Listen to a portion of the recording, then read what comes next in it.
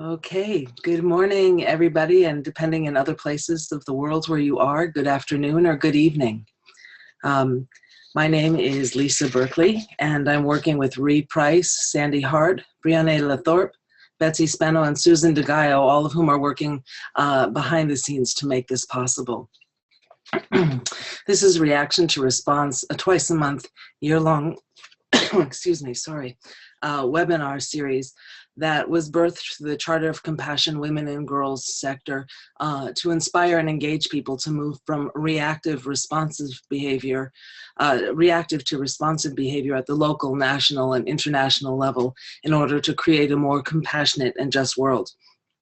And to give you just a little bit of background about the Charter for Compassion, it's a thriving network of more than 400 cities and regions and compassions in over 50 countries with nearly 1,700 partners organized into 11 sectors of society. The women and girls sector was the 11th sector. And this series came out of the recognition for the need for care-based and compassion-based responses to the world rather than reactions out of anger and fear. And so that's where we're going to start off today. But before we go into introducing our two guests, I would like just to do a little bit of house cleaning.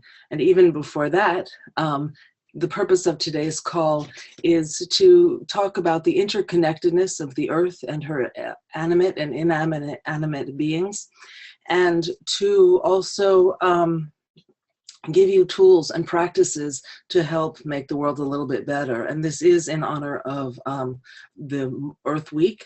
And with that in mind, one of our partners is the Compassion Games. And so the Women and Girls sector invites you to join us in the upcoming Compassion Games, which is called Water is Life, Protect the Sacred Earth Week. And that's going to be April 22nd to the 30th. So you can go to the compassiongames.org and register with Team Charter Women and Girls. Okay, a little bit more about house cleaning stuff or housekeeping. You may want to also get a piece of paper because I'm going to give you the link for the after party, because today's format, we will have our conversation here with Helen and Arnold, and then we're going to switch to another link where we'll be able to have more of an interactive conversation about how you can take what was discussed about in this call into another conversation that'll be more interactive. Oh, great. Okay, thank you, Reed, who has just put up all of the information for you. So while I'm going over the last bit of house cleaning, you can, housekeeping rather, you can jot down the information. Okay, so first, this call is being recorded, and if you have any questions during our call, you can feel free to post them in the question and answer or chat section of your webinar box. Please be direct so that we can get to as many questions as possible. Then if you have any questions or technology issues, you can go to zoom.us or contact us via chat and we'll try to help you. Lastly, you can find us on Facebook at Reaction to Response, as well as if you go to the Charter for Compassion's website on the lower right-hand side. And as you can see, if you're called in on the phone, and you want to participate in our conversation at the after party, that phone number, there are two possible numbers. The first one is 646-558-8656, or a different number, 408-638-0968. And then regardless of which number you call into, the meeting ID number is 653-718-545. Okay, so I think that's going to begin into our conversation where I can introduce our guests to you. The first person that I will introduce to you is Helen Samuels. She is a modern elder, a community activator, and a catalyst, an environmental restoration facilitator. Helen is among a rare group of innovative and courageous social entrepreneurs who are changing the way the world views solutions to our environmental and social changes. With dogged determination, compassionate action, and hands-on grassroots organizing, Helen, an Ashoka Fellow, describes herself as a lifelong independent social entrepreneur dedicated to the honoring and restoration of Earth, honoring and empowering the voice and vision of youth, in particular from overpopulated cities, and honoring and restoring the rights and ancestral cultures of indigenous nations. She spent more than 40 years and visited over 25 countries, inspiring and supporting youth with projects mainly in Mexico and the United States. Her dedicated efforts have deeply engaged young leaders in eco-social movements, which has led to the creation of hundreds of youth-run projects. Through the replication of sustainable practices through local and global networks, these projects spawned many additional community-based projects. The work Helen has done has altered the way the media, decision makers, and others perceive urban and native youth cultures, as well as the way youth perceive themselves. So thank you, Helen, for being with us. Our next guest is Arnold Recalde, an advisor to the government of Mexico City of matters of large-scale recycling, and he serves as a solid waste consultant to the City of Mexico and to the nation. He's the director of Organic K, and of the Integrative Environmental Systems and Services, also known as ISSA. He's also the 2000 co-author with Laura Curry of Ecohabitat, Experiencias Rumba a la Sostenibilidad. I hope I did not destroy my Spanish there, I'm sorry. With Organic K, he actively participated in Ecobarrios program in Coyoacan in Mexico City, and for more than 10 years, he has been organizing eco-housing, eco-village design, and sustainable settlements workshop. Arnold, excuse me, is also the coordinator of Pendafest Festival, Mexico's largest event on the use of disposable materials. He's organized organic markets in different delegations in Mexico City, and is one of the pillars of the movement of Council of Visions of Earth Guardians. He also contributed to the dissemination of bioregionalism, permaculture, and the Mexican and Global Eco-Village Network. I hope, as I said, I didn't destroy the Spanish too much. It's not my native language. And I just want to preface this that Arnold is calling in from Mexico City, and that's where most of his work has been done. Helen has spent most of her life between Mexico and the US, as well as other nations. And I had the great honor of spending, I think, about 5 days with them, seeing the work that they were doing there. And I was really deeply touched. Sorry, it was just such heart-centered, beautiful work. And I'm very much looking forward to sharing this all with you today. So what I'd like to do is share with you just a brief clip of an interview that was done between Helen and Arnold, talking a little bit about the overarching views and background behind the thinking of what they're doing. So I'm going to switch out of this and get into a shared screen mode. And remember to click the share audio of your computer on that share screen mode. Thank you. Excellent call. Okay, and there we go. Hold on, share screen. Okay.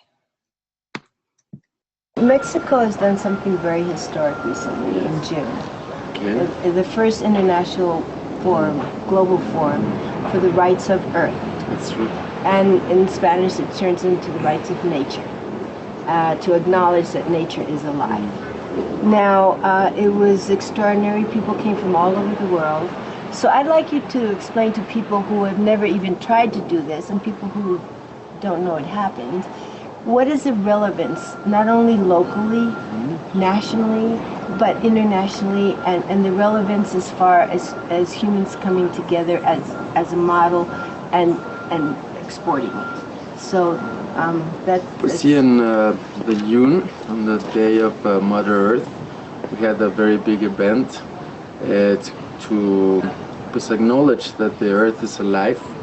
We've been hearing some thoughts about that since the 70s. We had never truly acknowledged it as a community, as a country, as a city. We even went as far as to put it in our local constitution. It just passed a few months ago, and a lot of it had to do with the event we had priorly. But it's a way of saying that the Earth is alive, that we should shift our focus. We're only focused on humans, on us, and not on everything that surrounded us. So the rights of Mother Earth is saying that we're just humans, and we're just part of a big chain of life. Humans are not the only living beings in this planet. The Earth is alive. All the things that we surround us are alive, and we should respect them. So that's the main purpose of this, to find respect and honor all the living things that surround us, and not just think that they're below us.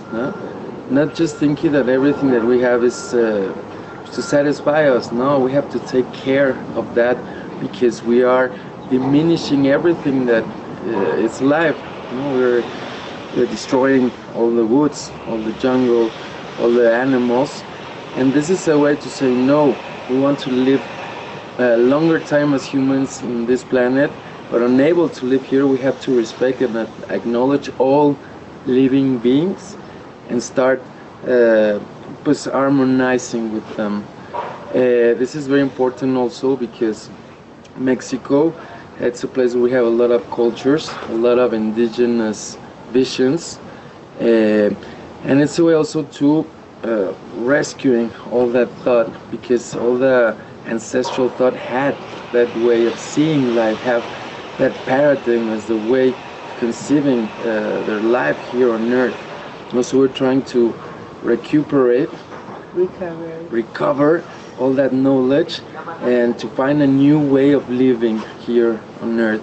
Starting with Mexico City.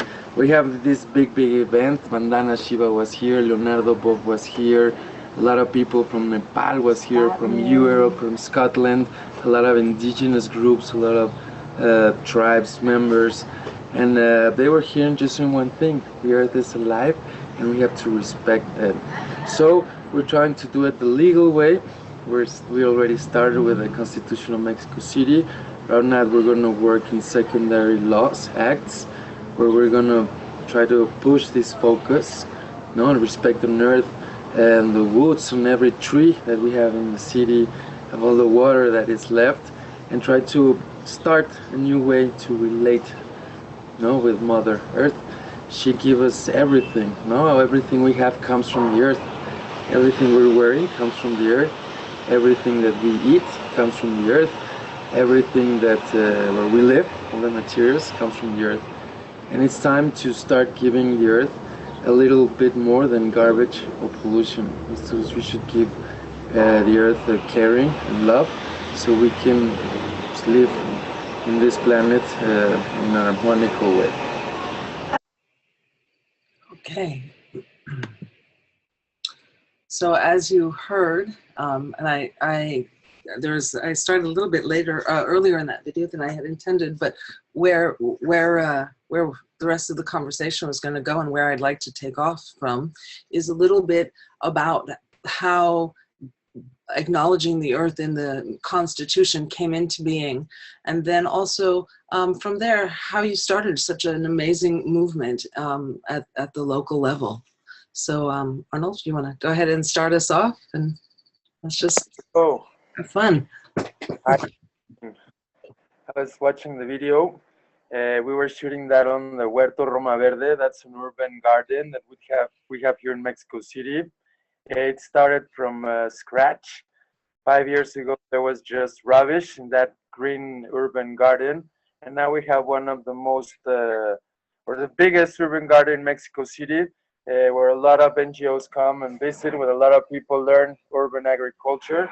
And we're very proud because it started from zero. It started from a lot of rubbish, a lot of waste that was transformed into something alive, something that it's useful, and something that gives us food to feed us every day.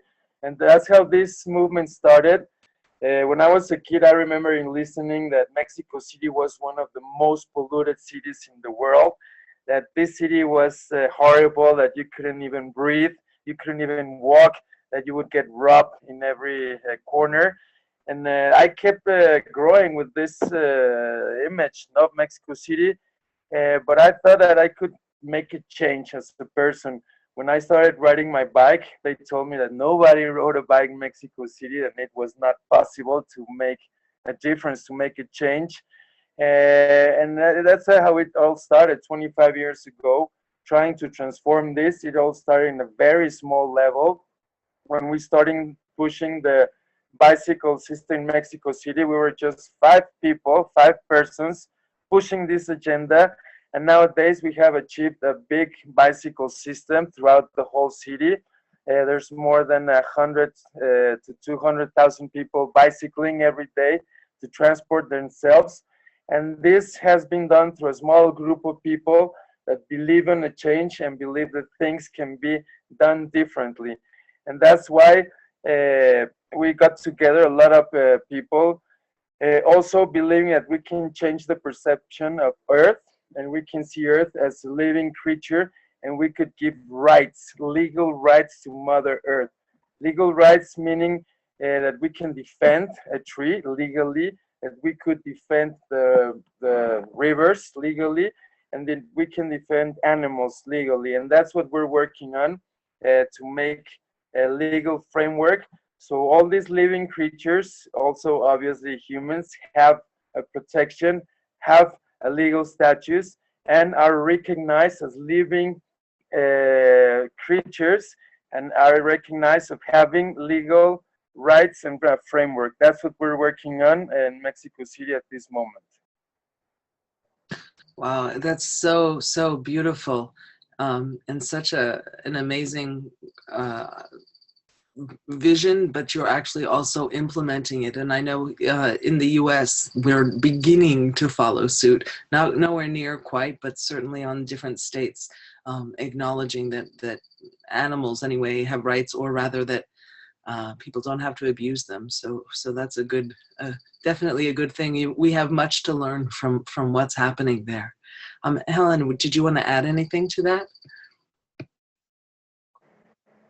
I just wanted to say that having spent 55 of my 72 years in Mexico, I've seen it grow into a model, an incredible model. Of course, if you listen to regular news, which I don't anymore, is ridiculous, but you don't hear that. But Mexico City, in so many ways, the people are so conscious and so aware, and they're making so many changes. Why? Because they have a word like autogestión that doesn't even exist in English. It means self-gestating, creating ourselves, projects, creating things. I started even in the barrios where, the ciudades perdidas, the lost cities, not even the police would go in there, and because everybody was sparking ideas, and they needed frameworks to be able to say, I really can do this. So I would like the world to really start looking at Mexico, because as what Arnold said, there's that plus hundreds of other things happening, and a lot of them are people within our own organizations. We have a network of 400 networks. It's people are coming together and linking, and a lot of it is based also on total respect and honor of the ancient cultures. Also, so many of us we're always bringing in the indigenous perspective, and the indigenous people themselves are coming in with their wisdom, medicine. It used to be that in the inner city you never found herbs anymore, because there's all kinds of healing herbs that the little grandmothers used to put on the little pots in for the cold and for the tummy and for the this and for the that. And now you see all kinds of people having herbs on their balcony, as a simple healing. So there's this acknowledgement that the people that were there before the first transnational merchant called Columbus came, the people knew how to live in harmony with the earth and respect it. Mm-hmm. Sing to it, sing to the water. So a lot of that has come together, that knowledge, and then now the urbanites are offering their knowledge, you know, how to create a law and how to do this. And so it's a beautiful combination. Wow, that's stunning. You know, it's a great segue then to go back into the law. And also, Arnold, you know, as I started to mention, but I got a little emotional over this stunning work that you've been able to do in this inner city. I don't know if everyone understood, but the background in that video, this lush, green, gorgeous garden is right in the middle of Mexico City with traffic going and craziness right outside. And so, obviously, you've been part of communities, and also you've mentioned starting to ride a bike as a small kid and wanting to make change. Can you talk a little bit more about just taking an action and in your own belief and your own heart and commitment to change, along with the gardens and the indigenous ways that Helen was referring to in the garden? Pues I believe that we can all make a change. Is you have to have a strong feeling in your heart, and you have to have the intention, but you also need the right tools and the right people. In my case, I had beautiful teachers that taught me a lot, and most of them were women, people like Helen that taught me that things can be done, that if you put enough discipline, if you put enough work and you put enough love, you can really transform things. When we started the bicycling system in Mexico City, we were just 5 persons. That's nothing in a city of 20 million. They told us that we were crazy, that we were not in Holland, that we were not in it was rather impossible to make a bicycle city out of Mexico City, the most polluted before city in the world. And so we started bicycling, giving the example. We started bicycling every week, making these rides through the city. Then the movement started growing. Then we started finding resonance, especially in some people in the government. I even decided to go and ran up for a parliamentarian position. I had the opportunity to go into office. I ran for the Green Party of Mexico City years ago, and I went into office, and I had the opportunity to change the law and then make it more accessible for all the bikes, for all the people that don't believe in cars, because they're polluting our earth, they're polluting our hearts also, and we have to start getting down off the cars. And this was very clear in Mexico City, a place where there's no more mobility. People are stuck in traffic jams all day. So it really has helped. It has really made a difference in Mexico City. There's a lot of people that started bicycling. We changed the law. We achieved with a new mayor, the last mayor, to put a whole bicycling system with Marcelo Ebrard. It was very good because he also believed in this civil society intention, to make a more mobile city with bicycles. And so we started a very big program now with the government, and it has been running very good. We have more than 600 bicycle stations called Ecobici. We have a network of more than 300 kilometers of cycle paths. And there's a lot of people bicycling, especially on the center of Mexico City, on the central area. And we're very glad all my trips now are done with bicycle. I don't use cars anymore just to go outside of Mexico City. And there's a lot of that have changed their lives, and they're not like stressed in the middle of the car, in the middle of the traffic. And it's something that started with a very small group, and it really moved into a large scale change. And I believe that's how change are done. You have to change in your personal level. You have to work in a community, local level, but you also have to work in a legal, in a public policy level, with the government, with other decision-making persons. So There's a comment that just came in, a question, and it says, what advice would you give to someone who's inspired by your actions and wants to do something similar in their community? And then the person also said, well, I guess you just answered it. But actually, since I've had conversations with both of you in person and also in preparation for this call, this is something that we talked about addressing. So maybe we can switch a little bit to address this question more from either, well, ultimately both of you.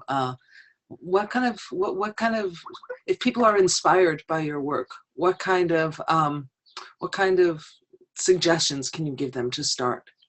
Let's start with Sorry, hold on. There's another piece to this, which is also, how many years did it take to get the movement of 5 to the point of your run for government? Yeah, that's a good question. First of all, you have to start with yourself. If you want something to be changed or done, you have to change it yourself. If you wanted people to start bicycling in Mexico City, so obviously you have to start bicycling yourself. And that's a talk we had with the mayor, with this mayor that really supported the bicycle system. He was asking, hey, Arnold, how do we make the people of Mexico City, the citizens, to bike? And I told him, Marcelo, start with yourself. You have to give the example. Even though you're the mayor and you're such a big shot and this very important person, you have to start bicycling yourself and give an example to the whole city, to the whole citizens. That's how it was made big. It worked a lot of years. We started in 2006, 1996. It really got big until 2006. It was 10 years of bicycling every week, making movement and making lots of forums, of making lots of public policy, of making lots of gatherings with bicycles. And we had to do them at least every week. So it was a lot of discipline, a lot of work, a lot of intention. Nobody paid us for a very long time. So it's being a bit stubborn. You have to be stubborn and you have to believe in your convictions and do a lot of work. First, as I told you, we started 5, then the last year we were 100, then we were in the next year we were 500, then we were 1,000, and then we were 5,000, and that's how it started to grow until the government really accepted it and took it as part of their policy. That's how it really grew bigger. Oh, fabulous. I'm gonna, Helen, I know that you have a lot to say on this topic, so I'm gonna let you take off from Arnold and give your input. I think the formula is universal, and it's exactly what he said, is start with your own passion and believe that it can happen. Know that it's something that's good for people and it can happen. And then spread it out with your compassion. One of the examples similar to that I did is the inner city, which that's the word they use in the United States, the youth that basically have no resources at all, resources are not available to them for anything. They have to totally invent their lives. For them to get involved in planting their own food from their rooftops and to be this shining example in their own communities, you have to first expose them to it. So I was fortunate to be part of the Eco Habitat, not the Eco Habitat, the group of people that brought bioregionalism to Mexico and brought, all the environmental stuff. So I was going into the city and the punks were very interested. They said, well, we don't want to leave the city. We want to transform our city. And that's how exposing them to, once you know something and you're clear with it and you have a group, you bring them into your group, they learn. Right. I'm just going to interject for one thing, because you mentioned punks, right? Yeah. And in preparation for this call, I watched a phenomenal video, which we'll be posting on our Facebook page after this call later on today, about some of your work with the punks in the city. Can you talk a little bit more and give us a little bit more frame of reference about what are now called the eco-punks? Right. Well, to begin with, they already had their own ideology of do it yourself. I mean, this is a great ideology and it's floating around the world. You know, you want something done, do it yourself. Okay.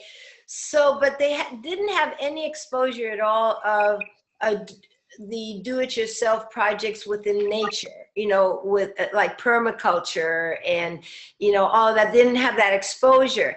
So when I was talking to a few of the youth, they were so enthusiastic that I ended up asking. I lived in an eco village in Mexico for 15 years, Huehuecoyot. It was really a seed place for many, many projects to start, all types of projects. It was a training center also for environmental projects. I brought like a truckload of punks, and some of them came in motorcycles. It was just like, okay, it was incredible. So they learned all those things. Well, let me tell you, so many of them became permaculture teachers and permaculture design, but within the city. The whole concept was transform the city that I live in, that I love. That's what their whole concept is. And so I would charge them. I said, you know, there's a cost. What's the cost? Well, every course I give you, you have to go and give that course to somebody else and bring back the results to me. That's what I'm charging. So they had to, you know, spread it and go on. And Mexico has a very beautiful word. It's from the Nahuatl language. It's called tequio. It's called what? T-E-K-I-O, tequio. All right. Tequio really means, the word is our gift to the community, but it really means hard work. When they say, okay, we're going to do a tequio. Okay, everybody rolls their sleeves up. What are we going to do? We're going to clean up the highway over here. We're going to do this. Things that the government doesn't do for them. Things that, you know, things that everybody wants to improve their life in some way. That's a tequio. They do it together. It's like raising the barn. Okay. So the thing is, that's very common in the culture. You know, so tequios became like, well, we're going to go way out to the garbage dump where they, you know, they have no water and no way to wash their hands, even the garbage pickers, and let's set up a place for them. The gang members set up a kitchen for them. You know, it's having different members of the community acknowledge that there's other members that are not doing so well and that they can do something, because actually the wealth of every community can be measured by the generosity of the members of that community. And they are very wealthy, believe me. You know, so. That's a beautiful segue. And actually, Something. of course, of course. With these punks, actually they're eco-punks. And I knew them from 20 years ago, and some of them were kind of aggressive. Some of them were very mad with the city, with the world, with the country. And what Helen achieved was really, really amazing. Now these punks are quite positive. They've turned even to a very wealthy business, alternative people.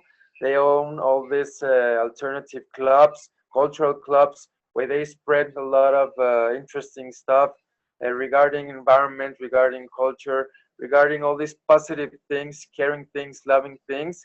And you wouldn't believe if you see these guys 20 years ago and you see them now. It's a very inspiring change. And all this was done through one person, and this person is called Helen Samuels, and she's one of our heroes here in Mexico City, because she's transform things, and it's not about money. I mean, Helen mostly never received like a fee or a pay. She's done it through the heart. She's done it through an intention of believing that things can be done. And this is the most important things, believe it. You can attract things, you can change things if you believe them deep in your heart. And if you believe nothing's gonna move it. No, you have to be like a stone. You have to be like standing rock, and not to move in that intention. And that's one of my most inspiring people in the world. One of the most favorite people in the world is Helen, because she's not just words, she has done tangible stuff.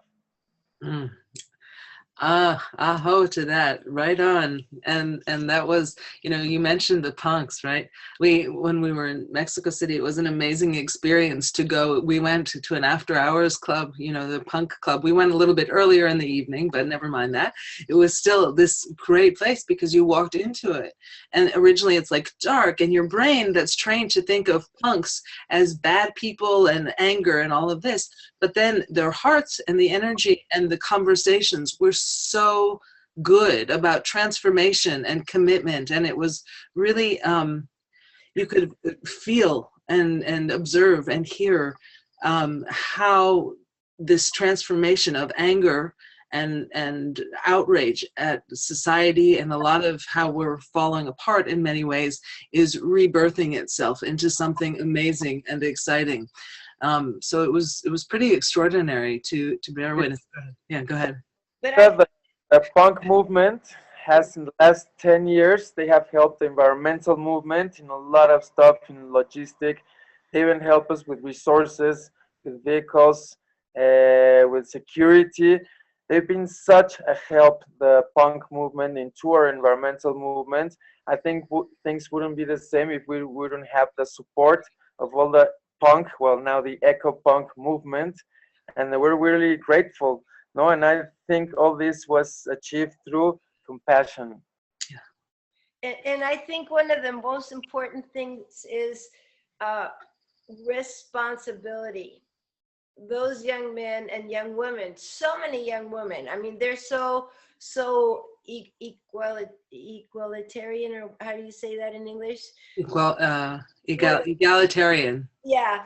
Okay. So the responsibility is capacity to respond. Mm-hmm. And they respond. They respond to their world with work, with vision. And I'll tell you something. When I first met Arnold, I went with my dearest friend, Laura Curi. We worked together with the Vision Council. The Vision Council, Guardians of Earth, is an organization that for many years now, every year or sometimes 2 years, we take 7 days and we go to different villages or different places in the city, and we bring councils for health and for environment, and we have 7 various councils. I won't get too much into it because it's a whole big subject, but we needed resources. So Laura says, well, I think it's the city's responsibility to help in some way, in this way. I think they should do something. So I heard of this assemblyman. And what were you, assemblyman, or what was your formal title when I met you? Pues sí, rep from Mexico City, from Central. Diputado. Okay.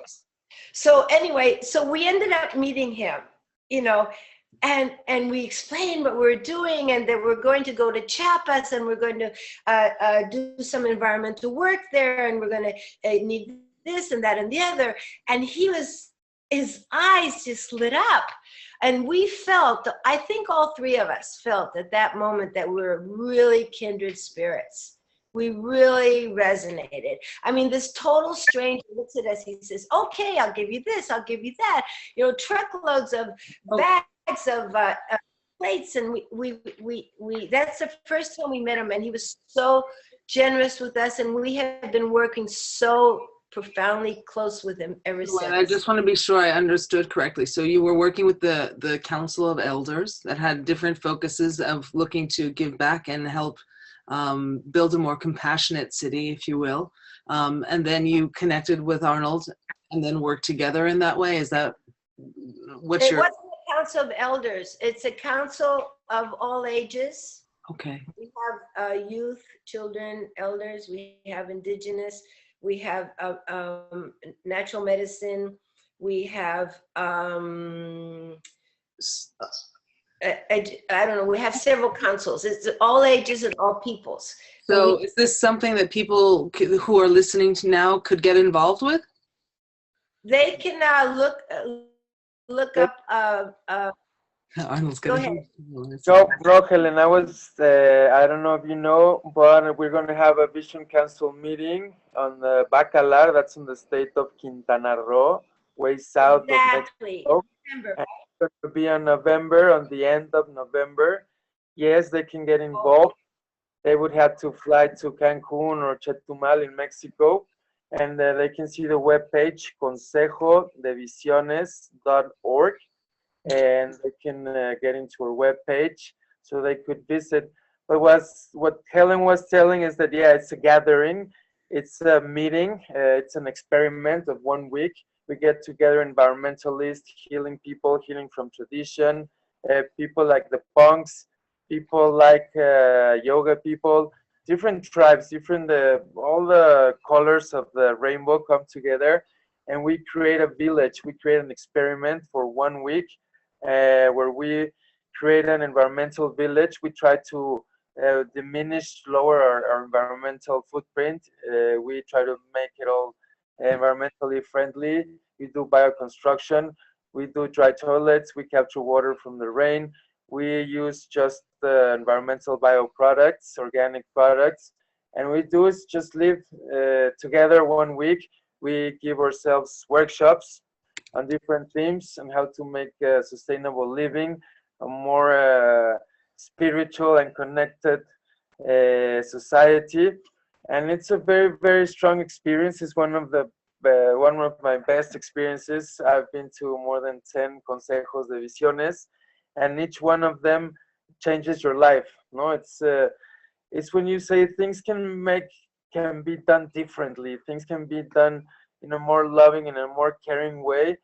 We should experiment and try evolving, no, to this new communitarian, sustainable society. And it's going to be much more fun.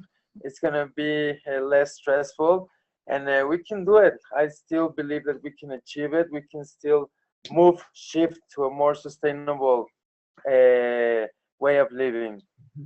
Excellent. So one of the questions that just came up is, can you slowly and maybe even spell for us oh, I see. All right. Never mind. It's already been done. Okay. So just for further information, we will send the link that Arnold's just mentioned. We'll post it on our Facebook page, as well as at the conclusion of this call, within the next few days, we'll send you the recording of this call, as well as this link and other things that are mentioned in this topic. I would just add one more thing. People go to that event. They also have their own networks, and we have people from Colombia, from many organizations, like, for example, the Eco Barrios of Colombia were model for us to have Eco Barrios in Mexico. There's networks of networks that go also, that take that knowledge back to their own countries up and down the Americas and in other places. It's not just Mexico. One time we had in Chiapas, we had 103 countries represented there. Wow. So, yeah. Fabulous. So I just looked at the time. It's about 8:45. So we have about 15 minutes left in this call. So I'd like to sort of segue into something a little different, which is about Compassionate Mexico City, and which is what we've been talking about and what brought us down there. And so for people who are interested in compassionate cities, this is something that you can check out on Charter of Compassion's website. I'm not going to go into all the details of that now, per se, other than in the context of in working to help Mexico City, although it's already well on its way to becoming a compassionate city. What do you two think of the role of women and girls and feminine energy in this? That's one question. And then the second question is, how does compassion play into this? Helen, you start. Okay. Well, I'll tell you something. Women in Mexico are very, very, very active.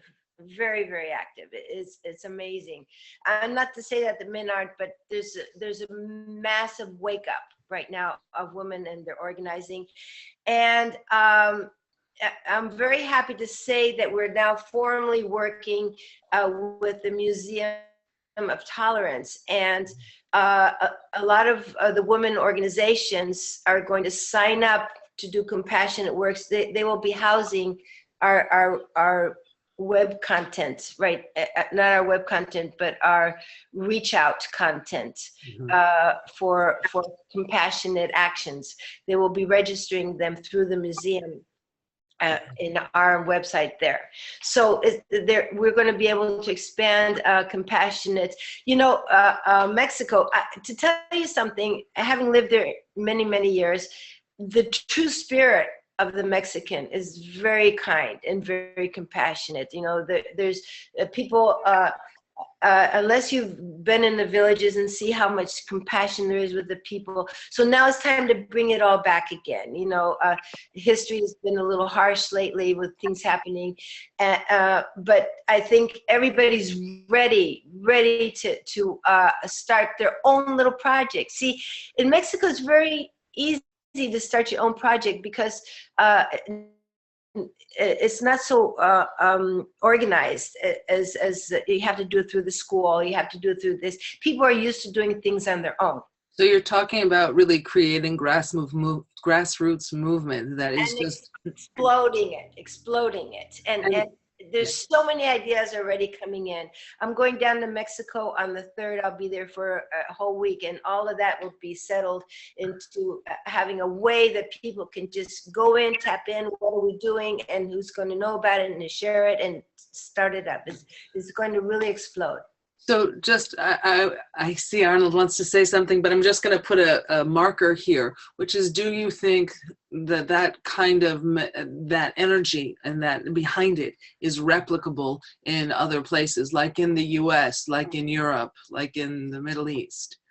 I would suggest to step away from individualism and pulling yourself up by your own boots, because some people don't even have boots.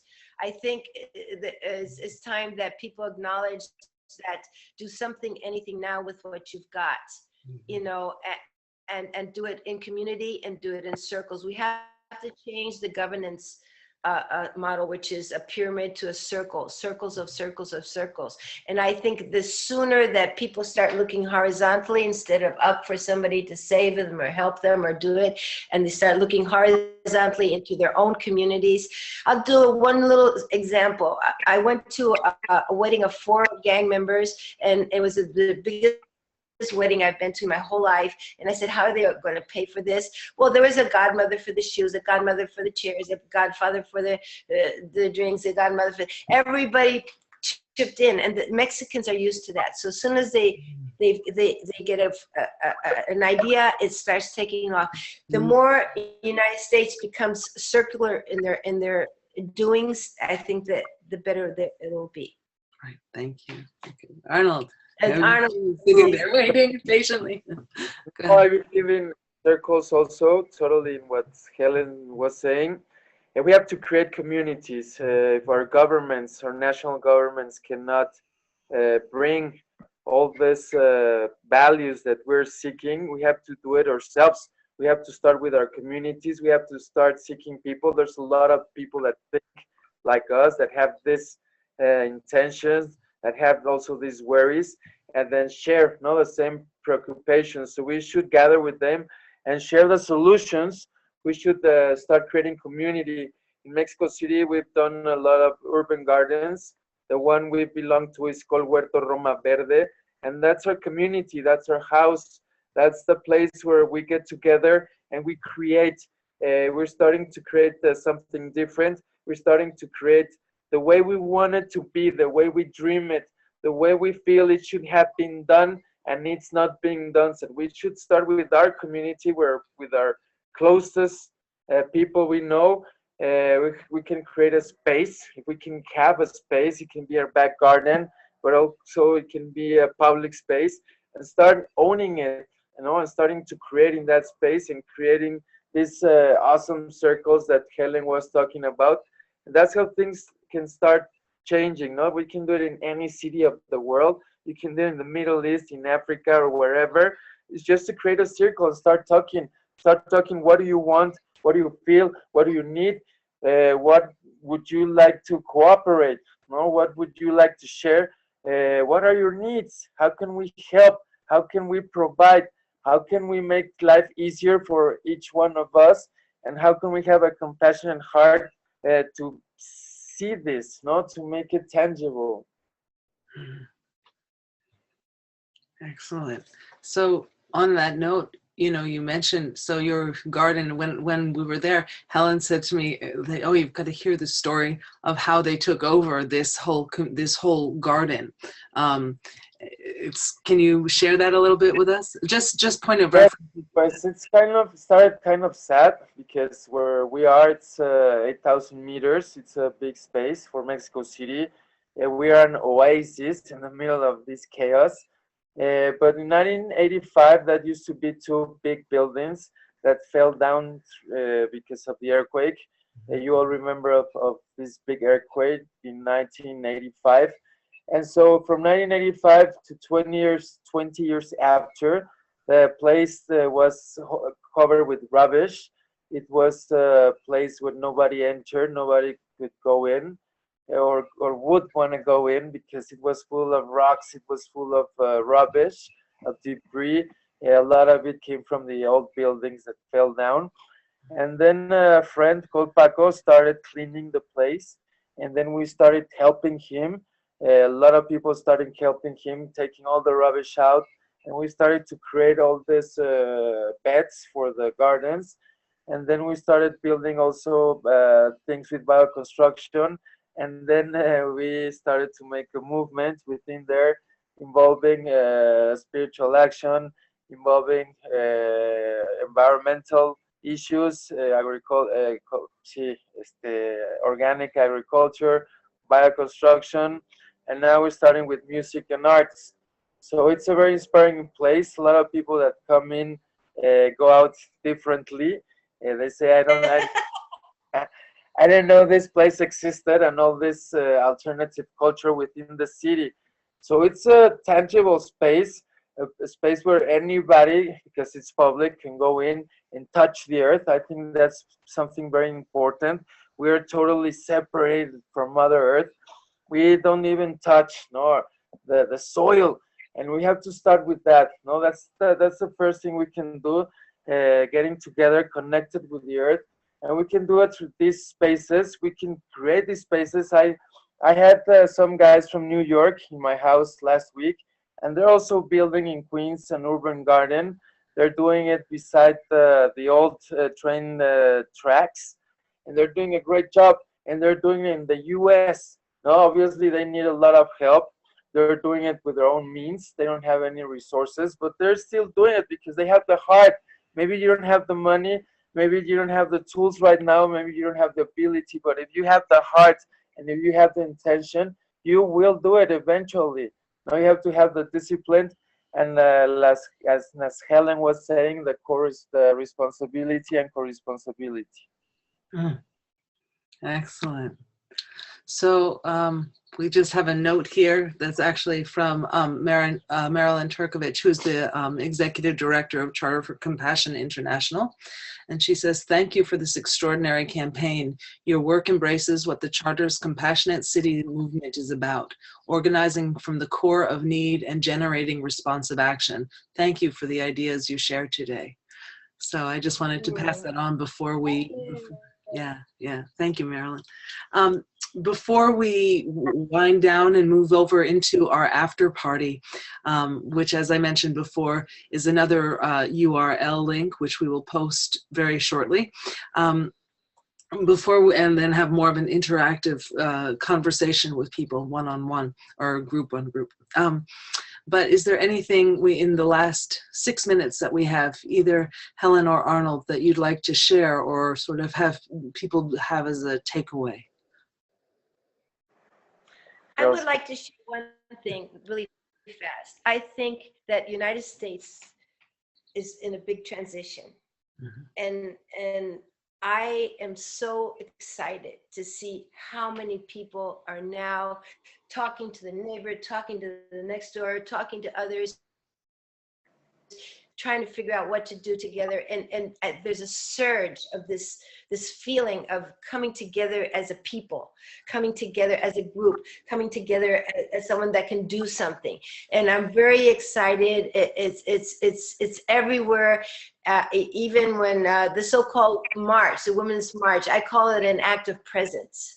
Not a march. We were having an act of presence, you know, and I think it's fantastic what's happening right now.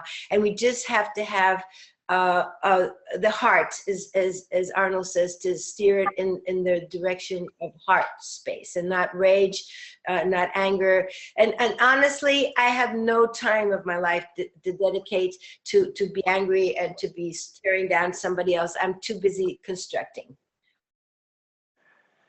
Exactly. And I would add to that is that you have a big opportunity in the United States to change things. Right now, it seems that you don't have a very compassionate leader or president. Mexico is the same. At national level, we have also a person that is not very compassionate. But as Helen was saying, we don't have time to lose on that. Our time has to be invested in positive things, in constructing, in creativeness. How you say it? Creativeness. Yeah. And nothing is impossible if you really believe it in your heart. Even though people say it will not be possible, you don't stand a chance, you don't have the resources, don't believe them. If you really think you can make a change, keep that in your heart and make it real. As I was saying, nothing is impossible. Mexico City used to be the most polluted city in the world. It used to be, as they call it, a slum. They call it one of the worst places to live. And now in the past 20 years, we have transformed it. No? A small group of people that believe in change have achieved a lot of things. Obviously, it started small, but then we started growing. And we achieved a lot of things. Now we have one of the biggest compost plants on the planet. We are most of the people in the household level are separating their garbage. We still have a lot to do, but we move a lot. No, now there's lots of people bicycling. I don't know. There's like 10% of all trips are done through bicycling. You can sit in the center. We have more than 2,000 urban gardens in Mexico City, and it is possible. It is viable. You have to have the heart. You have to be compassionate to all the living beings, to animals, to trees, to water. They're all part of us. We're all connected, and we should be respecting and honoring life, and unable to be happier and unable to be with a big smile in our planet. Right I on. just want to say one thing. Arnold's a very humble man in a good way. And I must tell you, for more than a year or two, he was the only person going around to say we have to recycle. We have to recycle. We have to recycle. Everyone in the government says, are you crazy? Impossible. Mexico City is a city that has a massive recycling system. And even not only recycling, but they're using the plastics and everything else. And he was a single-handed guy that went out every day, put his suit on, knocked on the door and said, we've got to do this. And they said, you're crazy. And honestly, he is the one who spearheaded it for so long. Now he has all these allies, but every day he got up and went out and said, we have to recycle to all the people that could do the change. And that's happening. And it was Arnold that did it. Wow. Excellent. So we've just put, so everyone knows, we've switched onto the screen that everyone can see if they're online, the after party information. And I'm gonna we have 2 minutes left, so I didn't want to interrupt you, Helen, but just so people can see that. And I'm gonna just recite the phone numbers one last time before we switch over. If you'd like to call in, the phone number is 646, this is within the US, so country code 1, 646-558-8656, or the other number is 408-638-0968, and the meeting ID number is 653-718-545. I'll repeat both of the phone numbers and the meeting ID one last time.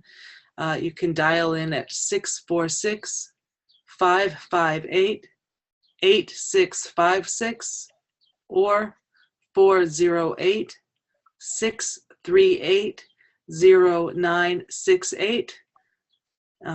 Meeting ID is 653-718-545. So I would just add that everybody who is viewing right now is viewing on their computers.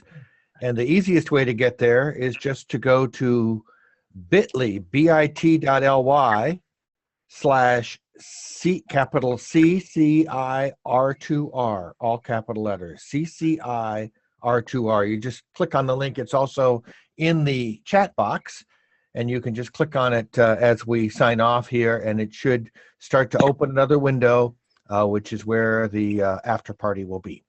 Right, excellent. Thank you, Reed. Okay, we're now at the 9 o'clock hour, so I'm just going to take 1 second and just thank you, Helen, and thank you, Arnold, so much for really an excellent conversation. I hope you will be joining us in our after party because you both have so much wisdom and experience and inspiration to share with people. So thank you. Thank you for your time out of your very busy schedules, and I hope that this is also, I hope that it's a recycling of inspiration so that heart to hearts we can go back out and keep inspiring one another and let it share to as many people as possible. So thank you for your time. And see you in the after party. Thank you, Lisa. Thank you. We'll see you in a bit. Okay. Bye.